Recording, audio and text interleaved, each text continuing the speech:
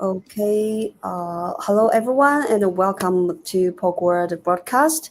At the end of each month, we host a roundtable to recap the highlights of Polkadot and Web3 from the past month. In January 2025, Web3 was filled with drama. The Trump meme coin was a phenomenal event. Capturing attentions and to some extent affecting many people's perceptions.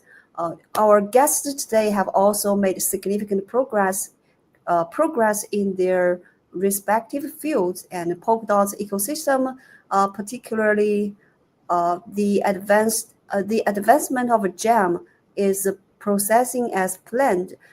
Together with our guests, we will dive into these developments and discuss the latest updates today. So let's start with quick introductions. Can you guys share who you are and what you've been focusing on in Polkadot ecosystem or Web3 over the past months? So Travis, could you kick it off? Yes, of course, and thanks for having us on the show. So yes, my name is Travis. I'm the marketing and BD at Acala Network. So I'm sometimes behind the scenes, but mostly in Telegram chats, talking with a lot of different projects and potential builders that want to come to Acala Network. I've been working for Acala for the last 14 months, so it's been an interesting ride, and I'm loving it. I'd say for the last month, our focus has been on our upcoming meme and dApp contest coming up. We've gone through all the governance proposals to get that up and running. We're very excited to invite a lot of builders. There's already been some cool ones that have signed up. So we're just really preparing for that. It does start in February, so coming very soon. I'm sure we'll have a chance to talk about it during this interview. So really preparing that, and also making the environment friendly for new users and new builders to come in. So improving our UI, UX, and our informational content that we have about Acala. Okay, yeah, welcome to Polkadot. And how about you, Max? Yeah, good to be back, Kristen. It was a pleasure talking with you here. Last month has been really, really busy for Harbour Industrial Capital. We just incorporated our second fund. So just to close, what takes a while to do all the admin work, speak to the lawyers, legal counsel, go through the whole setup. But we've completed that now with the GP, and LP should be standing within the next week or so. So pretty happy about that. That also means we can start to accept external commitments. And we have already quite a lot of additional interest since we last spoke, which is mainly a result of our very good performance in Fund 1. So Fund 1 is doing really well. I can talk more about that later. But, suffice to say that this positive performance has also an impact on Fund 2. People are excited about it. They want to get into Fund 2. So we had quite a few people committing capital to this second fund. And at the same time, we've also been doing some outbound pre-investments, let's call it, which is making agreements with projects to invest as soon as the fund is actually standing. So we're at that stage now where we can already make these pre-commitments in terms of outbound investments. We think there is a pretty good opportunity at the moment in the market where valuations are still reasonable and you get good quality projects at the same time. So we're talking to new projects every day. I think today I was on 5 different calls, most of them with projects looking to raise funds.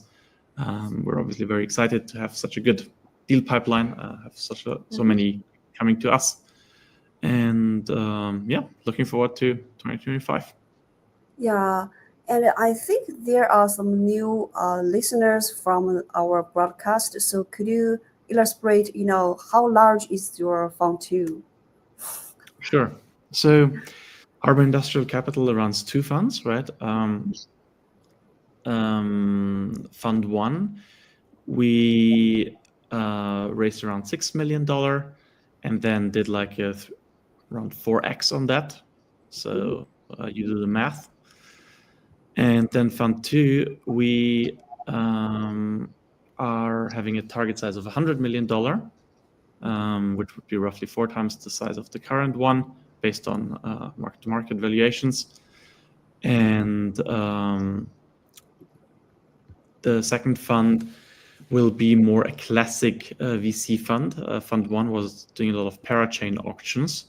Fund 2 will, just simply put cash into the hands of great builders and take token and equity in return. So, 100 million target size. It's not fully raised yet. We're working on that, but based on the current environment, it looks very, very bullish to raise this fund as well. Yeah, and Gavin is giving a GEM talk in Hong Kong on February 17th after Lunar New Year. So how are the preparations coming along? Yeah, no, that's a great question. So as you know, like I'm kind of wearing 2 hats, right? One is Harbour Industrial Capital and the other is Polkadot East, or PPE, which I'm doing together with Vincent and Thibault, also here in Hong Kong. And so the 3 of us, we've been working very hard to, get the Jam Tour to Hong Kong and build up the whole infrastructure on the ground to make this a really, good, exciting, productive event. We're gonna host it at Cyberport, which is kind of the Hong Kong government's tech and innovation hub. It's a really cool institution. In fact, we, like Polkadot East, we recently signed an MOU with them a few months ago, which is all about bringing more Polkadot developers to Hong Kong, right? This is working with the Hong Kong government. So of course, they have like an interest in getting like good developers to Hong Kong. And so now we got this big win, right? Gavin and the Jam Tour coming here, going to Cyberport, speaking there about Jam. It's obviously like the best thing that we could have hoped for. And we're also doing quite a lot of like events around it because I guess for the audience, let me look up the dates so that I don't get the dates wrong, but I get it for your audience here. So the 17th of February, that's already confirmed, will be the Jam Tour. Gavin giving like a in-depth lecture. Before that, we're also doing what we call the pre-Jam. So we have a bunch of ecosystem teams who are in town to speak about their project, things that they're excited about. Will be the same location. So it's a bit like, like a warm-up band for Gavin, if you want, right? To introduce the main act, which will be Gav. We have a few other projects that speak about it before. And then keep in mind, this week is also the Consensus Week in Hong Kong. So first time ever, in fact, the Consensus is coming to Hong Kong, well, to Asia in general, but to Hong Kong. And so it's going to be a jam-packed week. We are, as Polkadot, we are sponsoring we're sponsoring Consensus. So we're having a booth there. We have a bunch of people like flying in from all over the world to be at the Polkadot booth. And then we are also, on top of that, organizing a fireside chat at Soho House. That's going to be on the 18th. So all the listeners here, make sure that you sign up for that. Going to be a really good event. I'll be moderating it. Again, we're bringing together a bunch of builders from across the ecosystem. And then we're also doing an investor dinner.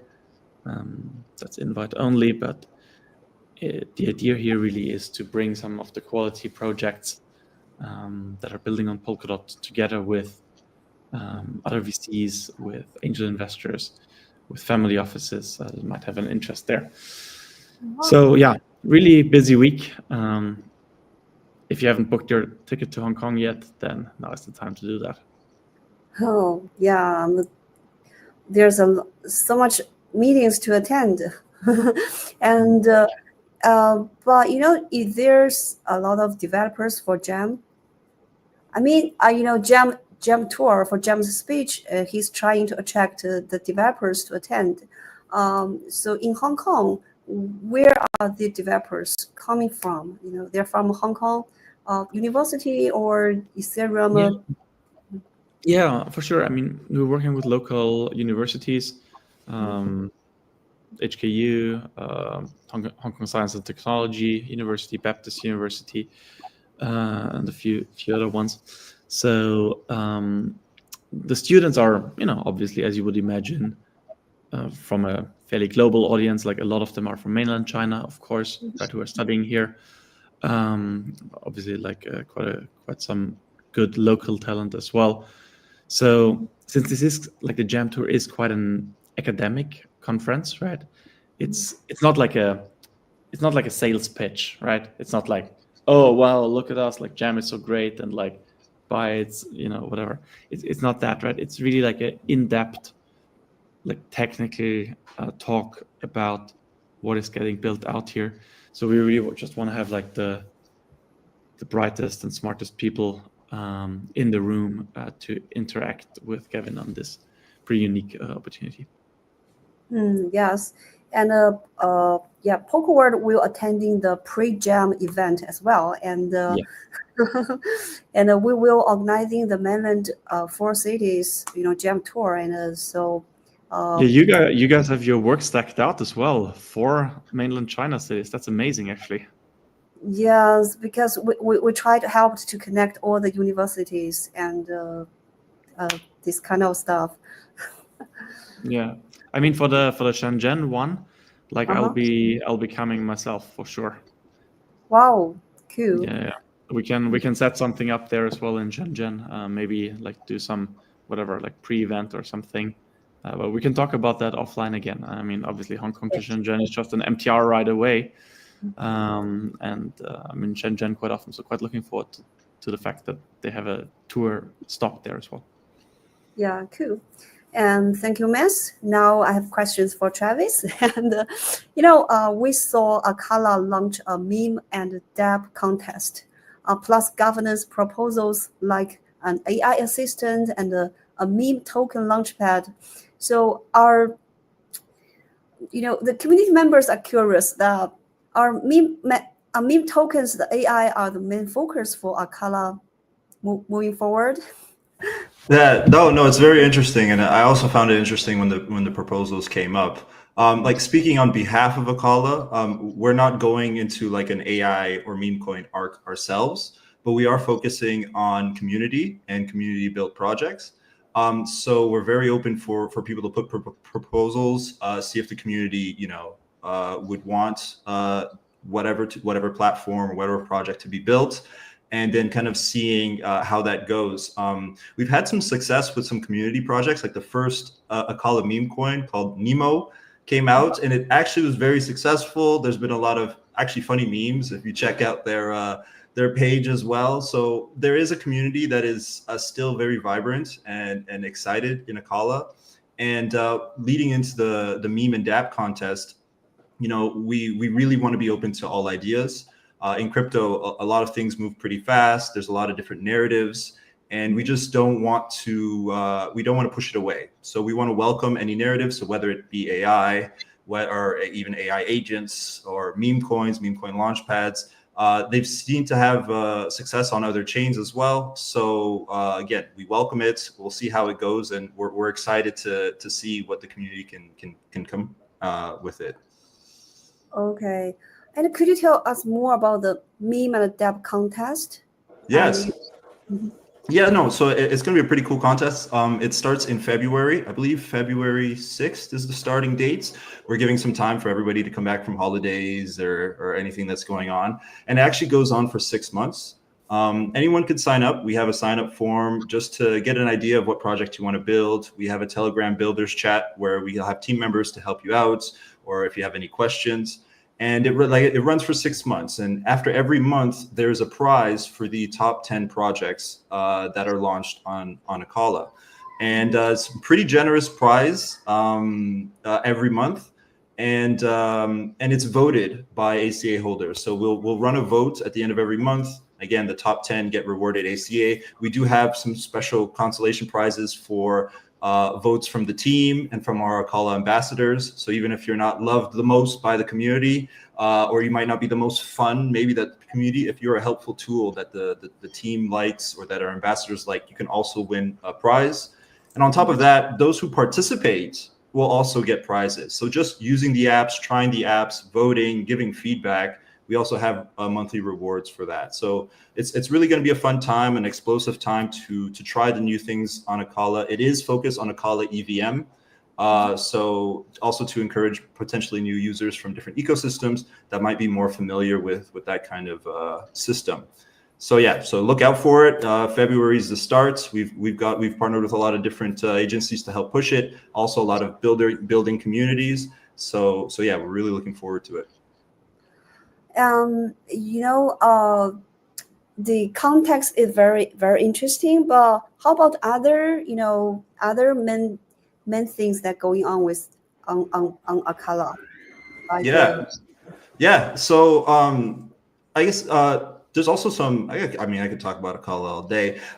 We've had some pretty cool projects recently launched. Polka Lottery has come to Acala as well. They're a pretty small group, but they have a fully, decentralized trustless lottery going on, and you can participate with it in Acala. So there's some fun things. Foo Future is a trading platform that also recently launched. So our Acala EVM side is growing. And so we do want to make the experience as easy as it can for new users, because we've noticed that some people have come and maybe are just familiar with MetaMask or Rabby wallets or Phantom, and are not too familiar with Polkadot ecosystem and our wallets and what we can offer. So we're really trying to merge the two together. And with that, we'll have a new UI coming out in about a week. It should be, and it'll be rolling out in stages, but on that single platform, you can come in either as a original Polkadot user, you could come in as an Ethereum user, as a Solana user, and it'll be kind of a smooth experience all on one interface. And if you want to kind of bind accounts together, if you want to see transaction, it'll all be there. So it'll be coming with a lot of features. We're really emphasizing the UI, UX, and experience of the user, and kind of catering to what the users want and what they've been asking for us. So that's kind of been the focus. It might seem a little bit of a background, but we think for the user, it's going to make a big impact. Okay, cool. Okay, since we mentioned about meme coins, I will have to talk about the Trump stuff because it's created the phenomenon in January. I'm not sure. Did you guys bought some Trump? And then Max, did you buy some Trump? Well, let's put it like that. I'm happy that Trump won the election, but I didn't buy any Trump. Oof, the fun would have been a nice quick Forex as well. No, but yeah, I bought a little bit of Trump for the memes, for the community. But yeah, nothing significant. Had fun with it. I end up losing it to Melania right after by shifting it over. But it was a lot of fun, and I think there's a lot of things that can be taken out of that launch. Yeah, I think the Trump meme coin is hitting 70 billion FTV just in 48 hours. It's a really unbelievable. But no matter what, I think it's successfully attract a lot of Web2 users. And Moonshot saw 40,000 new downloads in a single day. So this is all we wanted. We always talk about the Web3 adoption and we want to attract Web2 users. They have done that, effortlessly. So I want two of you guys to share your opinion on the hype around the meme tokens. And does this mean that value investing doesn't matter anymore? So I want to start from Max first, because you are professional investors. What's your take on the meme tokens? Well, my take might be quite different to Travis. I don't know. Let's see. But I'm personally not a meme coin investor, neither personally nor through the fund. So we're staying miles away from this. It's I mean, many of the meme coin launches are essentially like insider games, right? Like there's some sort of a team on the inside, and they know quite exactly when to buy and when exactly they want to dump it. And unless you're like part of the inside team, then you're probably going to be a sucker, right? I mean, there's a 99% chance that you will be. So for us, we're staying away from that. Now, having said that, I'm not saying that it's a bad thing. People can do whatever they want to do with their money. And as you said, Kristen, correctly in your introduction, it drives a lot of Web2 users into Web3 because maybe they hear about it like on social media or somewhere, and they go like, oh wow, I want to have like a slice of that, and then they go and like most of them get burned, right? That's just a fact.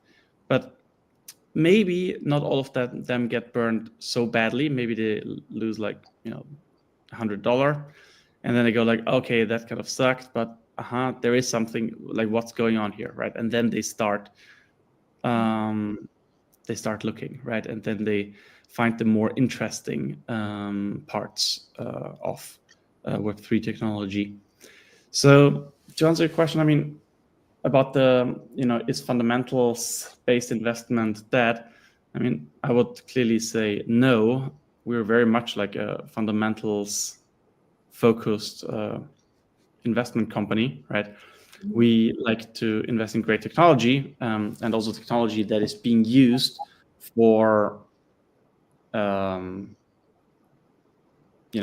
real-world use cases that can, by the way, like just for the sake of the argument, include like meme coin trading, right? So if I look at meme coins, like I want to own like a platform on which meme coins are launched and traded, but I wouldn't touch the meme coins myself, right?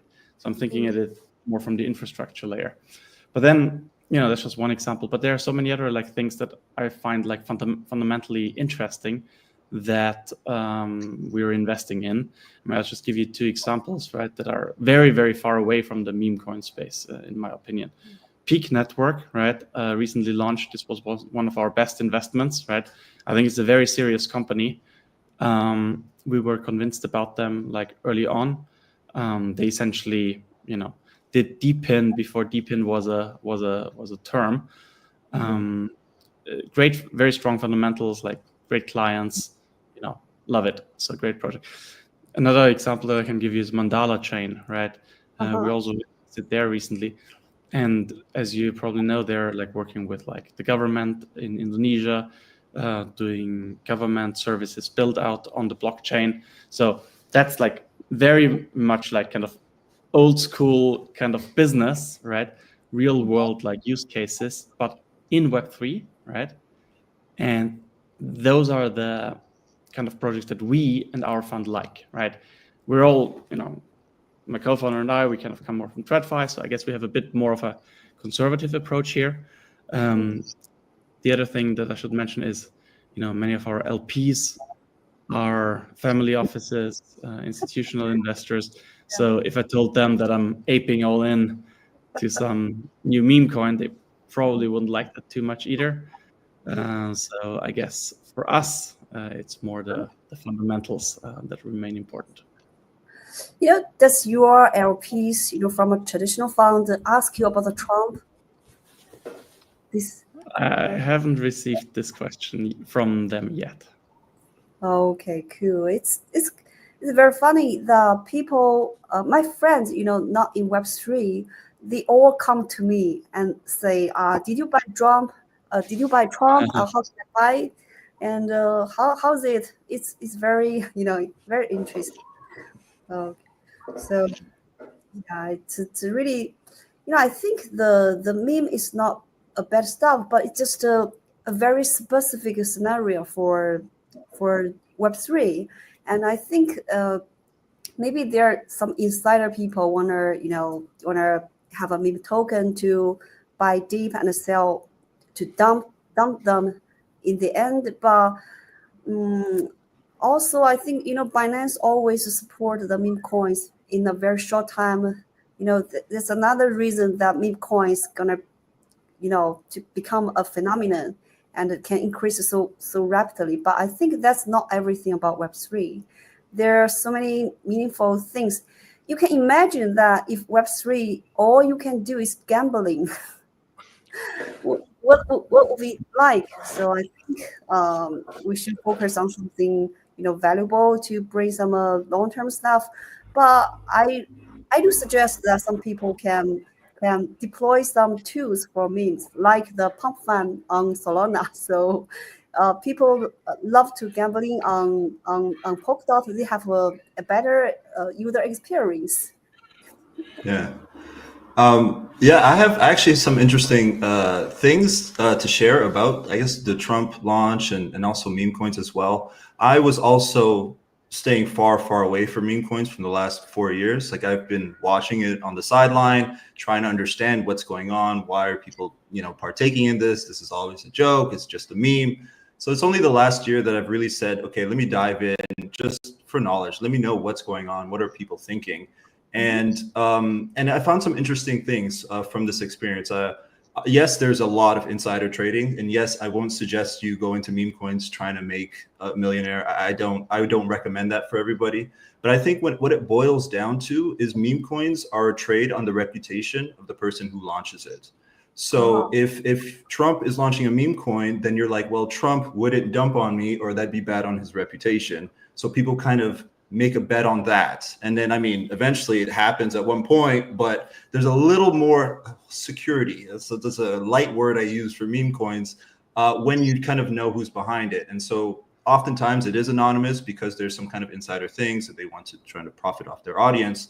But if you were ever to do meme coin trading, you should really know who launches it and who's behind it. And with that, it almost becomes a mini project for the person, but not entirely. So there's some interesting things like that are happening, and it's very similar with AI agents. Like, for example, on the Virtuals platform, you kind of want to know who's behind it, what's their goal with this coin. And then the funny part then is if, let's say, the founder rugs and pulls all their liquidity out and the community then buys it, then it's actually a bet on the community of how strong will they hold when their profits go so high. Are they still going to hold? And that kind of brings back the GameStop kind of stock fiasco we had a few years back. So there's interesting things to see there. I would also be more interested in just providing the tools for the people and maybe getting some fees from it, or just allowing people to trade, because that kind of has some sustainability.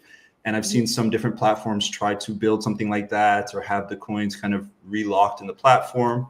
So I think there's something to be learned about just people and how we interact with each other there. But then also on the other side, I've also talked with a couple projects, and even some people I consider smart people in this ecosystem, and they're also comparing like a pump.fund token launch versus launching on a centralized exchange, and how those can be kind of seen as two kind of polar opposites. And perhaps there isn't something in the middle where you can get some advisory, you can get some backing without having to potentially give up a lot of your allocation or change your tokenomics if you were to go like a centralized exchange, or at the same time not being like in full meme zone with the pump.fund people. So there's lots, I think, to learn and discover. Would I be throwing lots of money at it? No. You can lose and gain money as fast, as ever on those type of platforms. But it is pretty interesting. And then, sorry, for the Trump token, and there was a lot of signups on Moonshot, but there's also a lot of talk that perhaps most of the liquidity was found within the crypto space as well. That though there might have been 400,000 signups, most of those were people already in crypto and that were kind of working with a shared liquidity, and it kind of just sucked a lot of liquidity out of very good projects because of this rush. I did speak to some of my friends to see if they've heard it, like outside of the crypto bubble. Many heard about it, but I don't know many that actually bought. So it's almost, I think that they were too late. Like by the time they heard it, it was like 2-3 days in and it already kind of crashed. So it's also interesting to see how hyperactive I think the people in the space are right now, you know, as we're leading to this kind of bull market, hopefully. And so, yeah, so it's just really kind of a sentiment analysis, I think, this kind of meme culture. Yeah, I think for some extent, meme coin is very interesting. It's like a meme culture. Give us very different experience. It's very interesting. But I think for the individual investors, you should be be careful about your portfolios. Like you should know what kind of investment you are doing and how much money you're gonna invest. For meme coins, it's all like it's just a risk. You just buy it, and you have to make you buy the token, and you can't expect the returns. You just or they go to zero or they go to very high. So, but most of them will go to zero. So you have to prepare for that. And I think almost all of them. I think if you see it as an entertainment value, then that's a lot more fun. If you want to be serious about it, then you really need to know how to read blockchain, understand people, know what's going on. Otherwise, if something made you laugh and you're willing to throw $5 because it made you chuckle that day, then yes, you can buy $5 of a picture of, I don't know, a cat, with a hat upside down or something like that. Yes, and but the value investment is totally different. You can look at the project, the team, and the quality of their project marketing and everything. So when you invest this kind of project, you can hold and wait. And this makes it totally different. So Max, you are laughing. Do you have something to add? Not really, no. I mean, yeah, as said, exactly right. I mean, yeah, throwing $5 for fun, sure. Like, of course, why not, right? Putting any meaningful amounts to it is, definitely not part of our strategy. But, having said that, it is fun. It can be entertaining. And it can be, if you want, a Trojan horse to get people like into the ecosystem. And I have a lot of criticism about Solana, right? But you really have to give it to them. They manage like the meme coin cycle very well, right? And Solana is essentially like the place where all these meme coins are happening, right? And Pump.fun and all these things. And frankly speaking, it is a bit unfortunate that Polkadot has so far missed out on that, right? I agree, right? So for example, if there was one platform coming up with like something similar to Pump.fun, better, whatever better means now in this context, but not just a copy of it, but taking advantage of the capabilities of Polkadot, but still making it like fun, like easy to use, that's definitely something we invest in, right? I talked to Wood team recently, and they told me that they actually built some tools like Pump Fan, to help. Right. Yeah, but nobody use it. I'm aware of Wood, and Wood is probably like the best kind of meme coin. I don't know if I'm stepping on anyone's feet here, but I mean, there is like a certain community behind it, right? It's still like way tinier than what we see in the Solana ecosystem, but yeah, Wood has its fans and it is somewhat organic, and there's maybe something to be said for it. I mean, I personally don't care too much about the coin itself, but I do care about like an entire ecosystem of meme coins on Polkadot. So I would really want to see this flourish.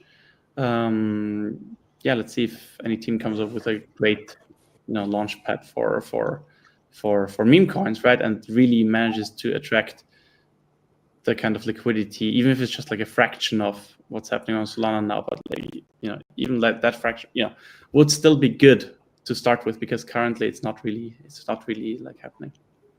Maybe we should talk to him again to continue his the launchpad stuff. So not only focus on. I mean, hydration is also doing something, right? That's the other guy. The other guys, of course, they're also like having some sort of a launch pad. Looks promising. Let's see if they manage to, attract the liquidity from other ecosystems, because there is a bit of a competition here, of course. It's just so concentrated at the moment on Solana. So there would have to be something else, right? That, because the old saying is like people don't switch platforms for like a slightly better experience, right? It has to be an order of magnitude better experience to make them switch, right? And now all this meme coin culture is already happening on Solana, right? It will have to be a way better experience, 10 times better for them to really come over to Polkadot. Now, having said that, do I think that that's an absolute must for the Polkadot ecosystem? No. I don't think we have to compete on meme coins with Solana. I mean, there are much more interesting things that we can compete with, right? And these things revolve around, decentralization, censorship resistance, privacy, Such as identity. Exactly, yeah. So like these things, like that's really like where I think we have an advantage in the Polkadot ecosystem.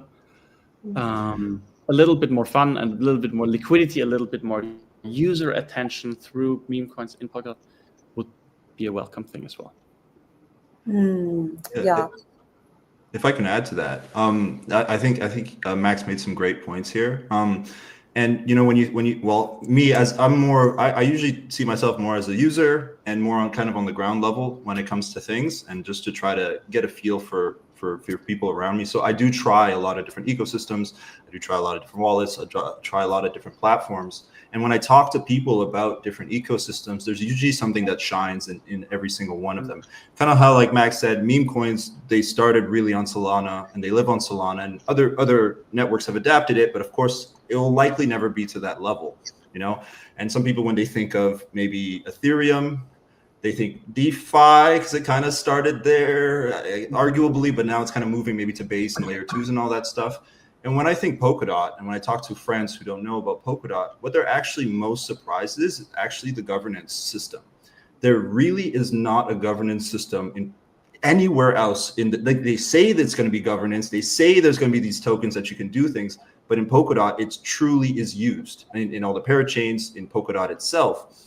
And I don't know how, I don't know the answer, but if there's a way to lean into this and show that, look, true governance of tokens lives in Polkadot, and almost like you need to adapt this, then that could also be interesting for other people. So if there was a meme coin launchpad that happens in Polkadot, perhaps this one that's going to be in our contest, if they can integrate maybe governance directly after, so that those that want to launch and say, hey, you guys have full control over our meme coin fund now, and it's already built in, then they're like, oh, wait, this is token governance. This is what token governance is supposed to be. Why isn't this, on every other network? Something like that, I think, could maybe make some kind of impact into other ecosystems, because I truly think, Polkadot has a lot of great things, and I actually think the tech is also superior, but people might not see that right away until you give them a chance to try something out and then kind of have their mind opened up. That's just one of those thoughts. I really like that, actually. Yeah, I think that's a very good insight. Governance is arguably like the superpower of Polkadot. Yeah. Right? We really have like the most active, governance system. And I think Kristen also prepared some questions about governance afterwards. So I think, that could be a good segue. But just to wrap up this section, sort of meme coins with built-in governance, that is actually pretty cool. I like this idea. All the parachains now, right, like Acala included, right, they have their own, governance system, which is kind of inherited by Polkadot, right? And if you had a similar approach for every random single little, meme coin out there, and automatically some sort of a similar, governance system built in, that people actually have a voice in what the protocol does, and it's contractually enforceable, it's enforceable through smart contracts. That's actually pretty cool. That could be a pretty cool iteration of maybe the next generation of meme coins. Good idea. And I think the most important thing that there's some insider wanna to have a meme on Polkadot. Okay, cool. So let's move on to the OpenGov topics. The Polkadot ecosystem has released the 2024 OpenGov annual report. So what spending areas do you think could be improved, and which should be get more support, and what needs fixing? So Max, how about start from you? Well, I have to be a little bit careful here because obviously OpenGov is very political, right? I mean, it's meant to be political, right? Otherwise, it wouldn't be called OpenGov. Like any democracy is messy, and Polkadot's democracy is definitely quite messy too. I mean, I'll say a few things because I like to talk straight about this, and these are really just my 2 cents here. So I think we kind of became a bit too fiscally conservative recently, and I think there are 2 important players here in this dynamic. One is Giotto, who stepped off the scene, right? As you probably noticed, he was always like the one who pushed for more spending. Some of his spending proposals I think were great, others were maybe not that great, but overall, I mean, I think everyone agrees that he was somebody who wanted more treasury funds to be spent on marketing, on all kind of initiatives, right? So, but he, for whatever reasons, right, hasn't voted in the past, what is it, couple of months by now already. So he kind of tapped out here. And so you don't have this like, this kind of more, spend thrifty voting block in governance anymore. So that's the one thing. Then the other thing that happened is Chaos DAO became quite dominant on the nay side. They're really naying a lot, right? And if you follow them a little bit and you look at the meme culture that they have developed, they're taking great pride in naying proposals. They are like Limo, for example, posted like, "Oh, first thing I can think about when waking up in the morning is naying that proposal." So yeah, it's kind of funny, but it also is pretty counterproductive, right? Because like, yes, they're making a culture out of naying things. I mean, great job, right? I mean, maybe this is a good thing if the overwhelming majority of people just like upvotes everything all the time, and then they're kind of a bit of a counterbalance. But if you look at it recently, like Chaos DAO has just been naying basically everything, and I think this is a bit unfortunate because obviously the treasury is here to be spent. I mean, that's what it's here for, right? It doesn't benefit anyone if we're just sitting on it. And there are a lot of good initiatives out there, marketing initiatives, right? And I would still agree that we need more marketing in Polkadot, right? Events, conferences, product, development, like integrations.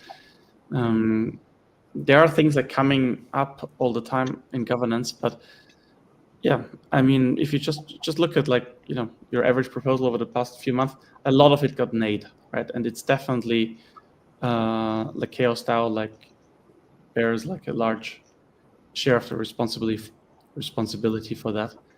There's also Kus DAO, right, which is obviously affiliated with Chaos DAO, but it has like a slightly different setup. And they're also like very much, if you look at the track record, very much on the fiscally conservative side of the aisle.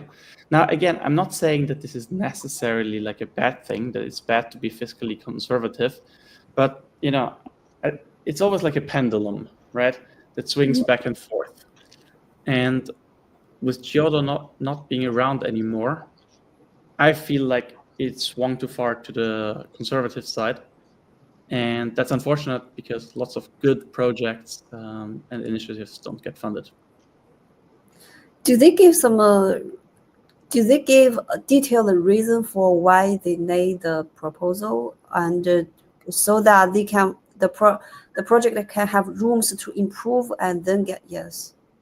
I mean, they give some feedback. It can be very, very brief and very general, let's say.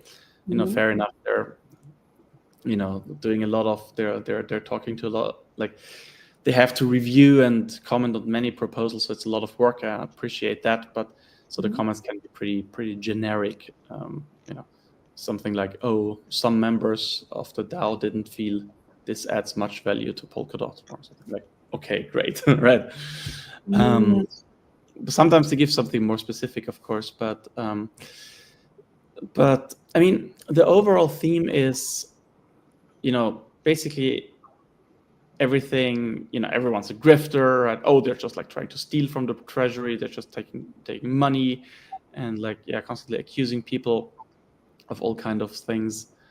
Again, you know, there is an element of truth to it, because there obviously are grifters out there who, you know, create very little value, but then try to get a lot of money from the treasury for it. So I'm not saying that it doesn't exist. Of course, this exists as well, but to, you know, paint it all with the same brush is pretty silly, pretty unfortunate, and pretty counterproductive. So I kind of hope that, you know, for example, when it comes to the next round of DV delegations, the Web3 Foundation takes a closer look at this, and then also considers giving their next round of delegations not to Chaos DAO and Kus DAO, but some, you know, actually new other DAOs or individuals or groups who might not have had this same kind of voice in governance in the past. Yes. So I think there are 5 decentralized voice, right? I think they should give more to more people, because only 5 people cannot, you know, cover all the opinions in the community. And different peoples have different opinions. Only 5 people is not decentralized. It's my personal opinion. Yeah, I know. It's I mean, the name is a bit misleading, right? Because it's called DV, and D is supposed to stand for decentralized. But yeah, I don't find this program particularly decentralized, because it's kind of, you know, it's actually a very small circle. And if you look at the current DVs, you know, I mean, again, like, maybe I shouldn't mention too much here, but they're very much like connected as well, right? And it's a small group of people who, you know, speak to each other and, you know, make some of these decisions. Let's see. I think, you know, I'm not, you know, blaming the Web3 Foundation here for this, because it is a very difficult task, right? To do what they set out to do, to, you know, find some meaningful delegation here, or decentralization. But I think, you know, I think the last thing to say is, like, for the delegations, right, and the next batch, even if it's difficult to avoid clusters, I think there should at least be term limits, right? And Chaos DAO already received the delegation for the 2nd time, and I think that's not great. That doesn't set a good precedent. You know, the old saying, power corrupts and absolute power corrupts absolutely, right? So I'm not saying that that's the case for them now, but, you know, it goes a bit into this direction, right? If they always get like the delegation and they have like a voice, it's not a healthy thing, right? For presidents of the United States, anywhere else, like, there is a reason why there are term limits, right? And I think for DVs, there should be term limits as well. Yes. At least I think there should be another power, you know, they're kind of the same balance with decentralized voices, or they will they're the most powerful votings, you know, what we can say. So Travis, what's your take on this? Yeah, no, I think Max covered it very well. I haven't been following governance as closely especially since Jota left, because that was kind of when I had to be more involved with all the things going on and all the chat groups and the speaking and the opinions. But I think overall, it is just the challenge of decentralized governance. It really is, because like I don't have the numbers, but I can only assume it also requires a lot of participation from a lot of the holders. And some people just like to hold dot to invest, when it's just like, well, you're also holding, a voice, governance, and power. And if you don't vote, then, those that are more active can kind of have the swinging votes or things like that. And with the amount of proposals that come out, it can almost be a full-time job to just take care of Polkadot governance. And I don't think everybody's ready or willing to do that. I mean, Acala governance is much smaller than Polkadot governance, and even with that, we're posting the proposals, we're looking for feedback from the community. Of course, we want everything to be kind of community brought, but some of them kind of can fly almost under the radar, and those that are just actively voting kind of have now a stronger say. So I think there's going to be continuous work on it. Like I love the suggestions that you guys both brought, but I think it's also even just a global issue. Like I think if we're taking the American elections, I can't remember the percentage of people who actually voted in America, which is I can't even remember, but it was really small. And it just shows like, yeah, maybe participation is the issue. I remember, somebody's mentioning that there can be maybe some incentives or rewards for people to vote. But then again, that brings new problems. Then people will just vote the majority all the time just so that they can get rewards. So finding a balance of getting activity as well as getting a correct vote. And I think it's something that Polkadot is spearheading for sure, but it's something that will be continuous work. Yes, there should be continuous work. Maybe next time we can invite people from more people to talk about this. To get more opinions from them. Yeah. It's good. I think the work that you're doing at Polka World is really good as well, right? Because it's a different platform, from some of the mainstream platforms on Polkadot, such as the Kusumerian, right? It's good that, we have you guys, right, in China, who are, leading opinions there, doing a lot of like media coverage, doing like things like that. So it's good to also have like multiple platforms here around the world and different opinions. Yes, we try to. Kusumari is doing a very good job, but I think we should have our own opinions on a lot of stuff. So we're trying to improve our our attractions or everything to try to bring more people into our live broadcast to exchange ideas. Okay, I think there are some people leave some comments. Can be solved by having our own AI that's trained on our personal opinions. I don't know what he's talking about. I think he's saying perhaps if there's an AI tool that maybe monitors your votes, it could kind of replicate what you would vote, maybe, and you can kind of let it automate. Now, that's if you fully can trust, AI, and you think that the model is built enough. But I mean, it's a possibility. This year, I think there's a lot of funding, like outside of the crypto space, that is going to be poured into AI. And I mean, even there's rumors that this DeepSeek AI that launched is what's affecting a lot of the markets right now. I mean, there's a huge fund in the US, even in Canada, I'm hearing, that's going to AI. So we don't know. We don't know the limits of it, but perhaps that will help, or perhaps that will make more problems. But not a bad idea in the chat. I heard some similar ideas as well. I mean, without mentioning any names, but I'm aware that there are some teams working on something like that, right?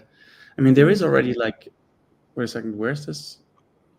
I'm not sure which wallet. Maybe Nova wallet, where like AI like summarizes like and then the swiping thing, right? The SwipeGov. I saw the post, but I'm not sure. AI, because like sometimes proposals are like really that long. So one thing is like, you summarize it in 5 bullet points, and then you can like swipe left or right. Like, I mean, that's already pretty cool, right? That can like increase voter participation. I think that's a good thing. the next iteration, would be exactly what you just said, like a bot that kind of knows your behavior and then like analyzes proposals and votes for you. You know what? I wouldn't be surprised if we see something like that within the next year. It's absolutely possible. Yeah, cool. Very looking forward to that. Okay, so far so good. I think that's all for today. And thank you all for joining today's discussion. And from the rapid rise of meme phenomenon like Trump to Polkadot's steady progress with GEM and OpenGov. So January has been an exciting start to 2025. Big thanks to our guests for sharing their insights and updates. Let's continue driving innovation and meaningful conversations in Web3. And see you next time at Polkadot. Perfect. Cheers, Bye-bye. everybody. In Hong Kong or Shenzhen. Yeah, see you soon. Have a good day. Bye-bye.